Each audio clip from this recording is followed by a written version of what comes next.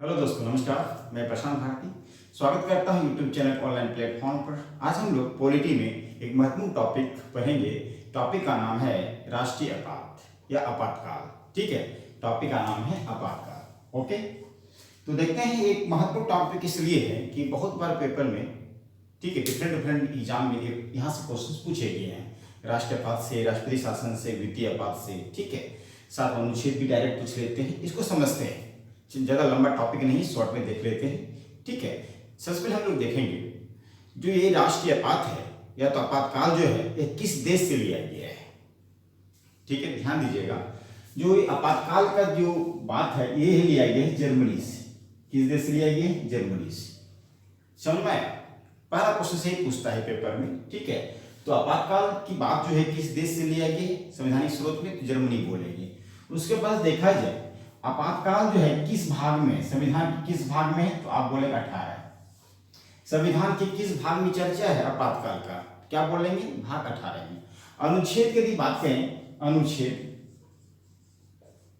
352 से लेकर 360, 352 से लेकर 360 के बीच में आपातकाल की बात है, चर्चा है। ठीक है, वह आपसे पूछा जाए आपातकाल कितने टाइप होते हैं, तो आपातकाल 3 टाइप होते हैं, 3 प्रकार के होते हैं।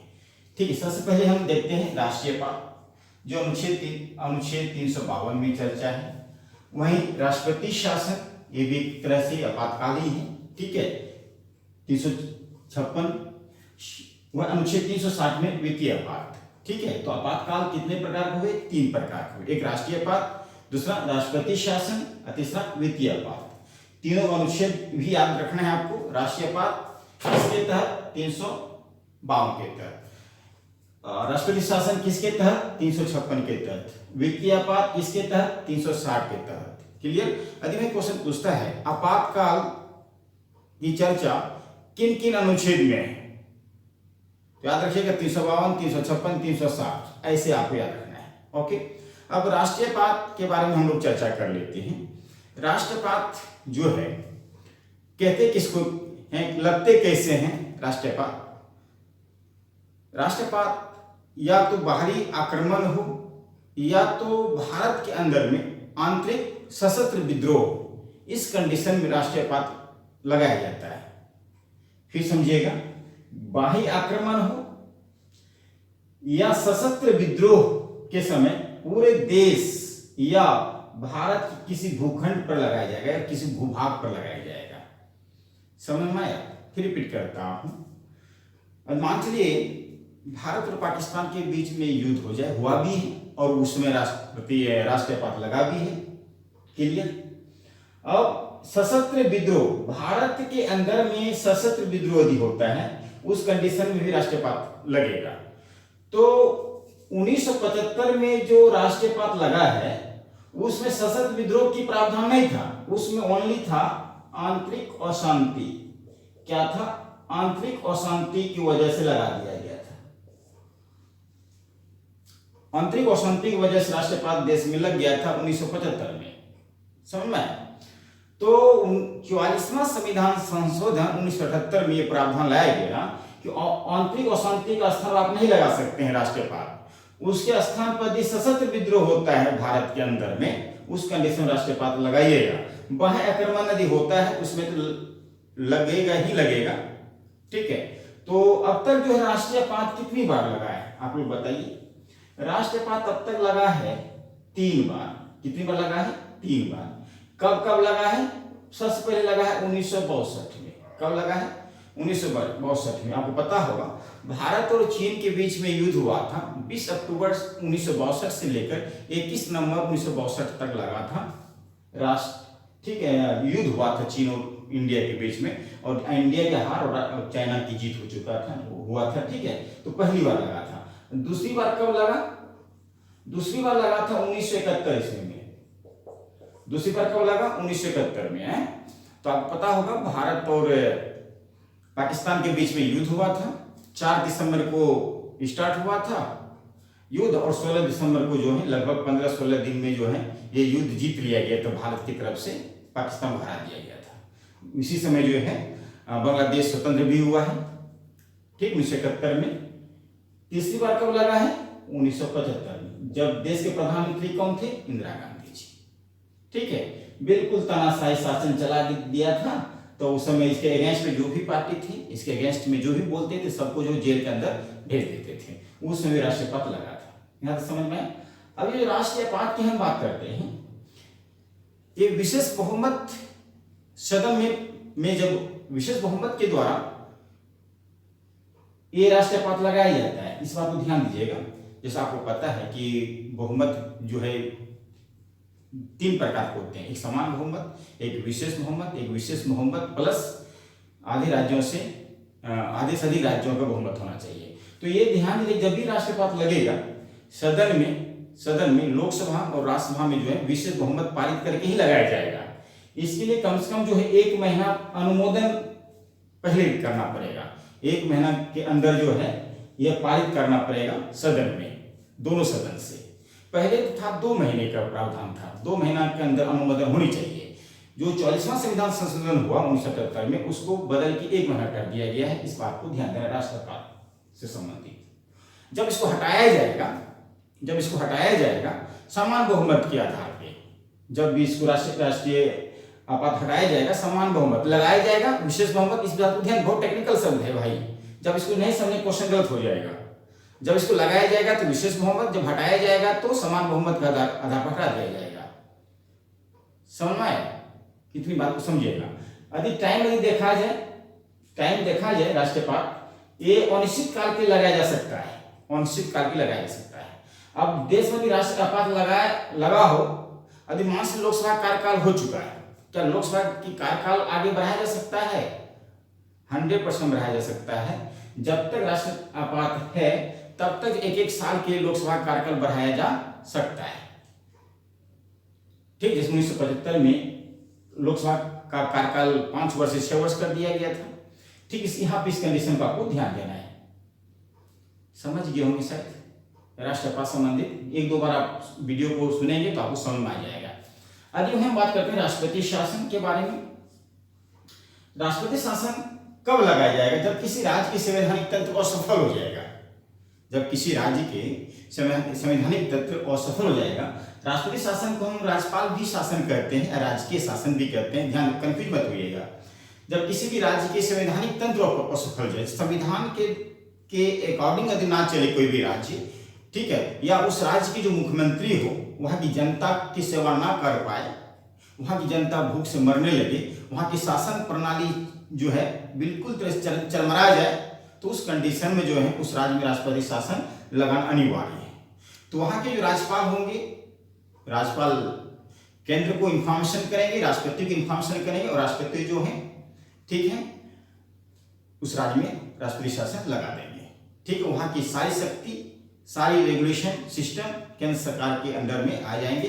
ठीक है, यहाँ तक क्लियर? जैसा आपको पता है राज्यपाल की नियुक्ति केंद्र सरकार के थ्रू होती है, राष्ट्रपति करते हैं।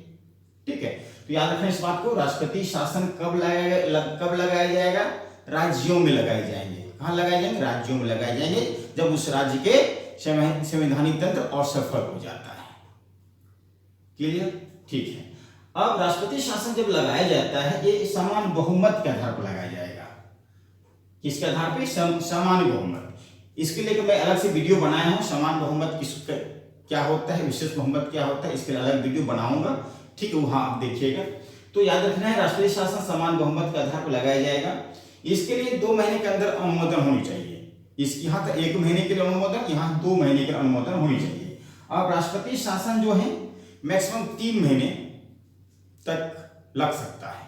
राष्ट्रपति शासन जो है लगभग कितने 3 मंथ नहीं 3 साल तक, सॉरी ये तो 2 मंथ कुछ और है। ठीक है, मैक्सिमम राष्ट्रीय शासन कितने साल के लिए तक लगाया जाता है? 3 साल तक। इस बात को भी ध्यान देना है। पेपर क्वेश्चन पूछता है मैक्सिमम राष्ट्रीय शासन कितने वर्ष के लिए लगाया जाएगा? 3 वर्ष के लगाया जाएगा। ठीक है, यदि आपसे पूछा जाए कि सबसे पहले राष्ट्रपति शासन किस राज्य में लगा है, तो आप क्या बोलेंगे? पंजाब। सबसे पहले 1951 में पहली बार राष्ट्रीय शासन लगा था पंजाब में। ठीक है, अब सबसे अधिक बार जो है राष्ट्रपति शासन किस राज्य में लगा है, तो आप क्या बोलेंगे? उत्तर प्रदेश। कितनी बार? तो 10 बार। ठीक है ना, तो उत्तर प्रदेश में सबसे अधिक बार जो है राष्ट्रपति शासन लगा है। अब सबसे कम समय के लिए यदि देखा जाए महाराष्ट्र में लगा है। महाराष्ट्र में सबसे कम समय के लिए राष्ट्रपति शासन लगा है, 32 दिन के लिए, मात्र 32 डेज के लिए लगा था महाराष्ट्र में। अब तक देखा जाए 116 बार राष्ट्रपति शासन लग चुका है। अब तक देखा जाए राष्ट्रपति शासन 116 बार लग चुका है। भारत के दो ऐसे राज्य हैं जहां राष्ट्रपति शासन लगा ही नहीं है। वो दो राज्य कौन कौन है? एक है तेलंगाना और दूसरा है छत्तीसगढ़। इन दो राज्यों में अब तक राष्ट्रपति शासन नहीं लगा है। राष्ट्रपति शासन नहीं लगा है, इस बात को भी ध्यान देना है। क्लियर? आते हैं वित्तीय आपात।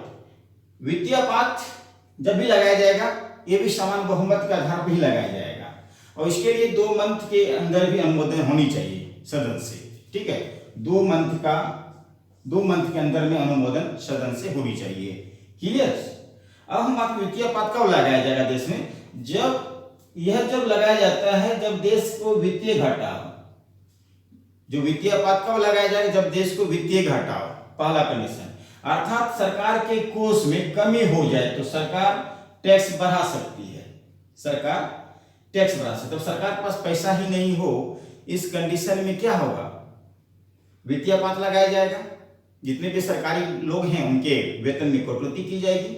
लेकिन इस बात को याद रखिएगा, राष्ट्रपति और राज्यपाल के वेतन में कटौती नहीं होगा, ये भी ध्यान दीजिएगा। जब भी वित्तीय आपात लगेगा तो सरकारी ऑफिसर और सरकारी कर्मचारी का वेतन वगैरह सब में कटौती हो सकता है, लेकिन राष्ट्रपति और राज्यपाल के वेतन में कटौती नहीं होगा। उसको जितना मिलता है उतना मिलते ही रहेगा। यहाँ तक के लिए आप वित्तीय आपात भी समझ लिए। ठीक है, हाँ ये भी याद रखिएगा, ये भी अनिश्चित काल तक लगाया जा सकता है। इसके लिए कोई टाइम नहीं है, इसके लिए भी जो है अनिश्चित काल के लिए भी लग सकता है। जिस प्रकार राष्ट्रीय आपात देखा, अनिश्चित काल के लिए, अनिश्चित समय के लिए, अनिश्चित टाइम के लिए ठीक लग सकता है, उसी प्रकार ये भी जो है अनिश्चित काल के लिए भी लग सकता है वित्तीय आपात। यहाँ राष्ट्रीय आपात में चीज और ध्यान देना है, अनुच्छेद 20 और 21 को छोड़ दिया जाता है। अनुच्छेद 20 और 21 को जो है छोड़ के बाकी जो मौलिक अधिकार है आपका सीज कर लिया जाएगा, सम्मत कर दिया जाएगा। ठीक है, अब ये जो बात चर्चा की गई है, ठीक है, ये अनुच्छेद 359 में इसकी चर्चा है। अनुच्छेद 359 में इसकी चर्चा है कि राष्ट्रपति के समय जो है आपके अनुच्छेद 20 और 21 को छोड़ के जो है बाकी जो है मौलिक अधिकार आपको सम्मत कर दिया जाएगा। इसमें आपको बताया कि अनुच्छेद 352 से 360 के बीच में है ना आपातकाल। ठीक है, तो इसलिए 359 की बात। वहीं एक और अनुच्छेद हम चर्चा करेंगे, अनुच्छेद 355। अनुच्छेद 355 में क्या कहा गया है? यह है ना, इसी के बीच में 355 आ जाएगा। अनुच्छेद 355 में कहा गया है भारत सरकार का दायित्व है कि वह बाह्य आक्रमण एवं आंतरिक अशांति से राज्यों की रक्षा करे। ठीक है, भारत सरकार को यह दायित्व है इसके अनुच्छेद के तहत बाहरी आक्रमण एवं आंतरिक अशांति से किसी भी राज्य की क्या करे? रक्षा करे। ठीक है, इसके तो एक बाहरी आक्रमण ना हो, जो भारत के अंदर जो आंतरिक अशांति से राज्यों की क्या करे? रक्षा करे। अनुच्छेद 355 में इस बात की चर्चा है। यहां तक समझ में आया? अनुच्छेद 355 क्या कहता है, अनुच्छेद 359 क्या कहता है। यही था आपातकाल। उम्मीद करता हूं आप समझ लिए होंगे। आप बार बार इस चीज को समझिएगा। एक बात और समझना है आपको कि के.एम. नाबियर ने कुछ कहा है राष्ट्रपति आपातकाल से संबंधित। के.एम. नाबियर, ये क्वेश्चन पूछा है पेपर में, तो क्या कहा है? राष्ट्रपति का आपातकालीन अधिकार संविधान के साथ धोखा है।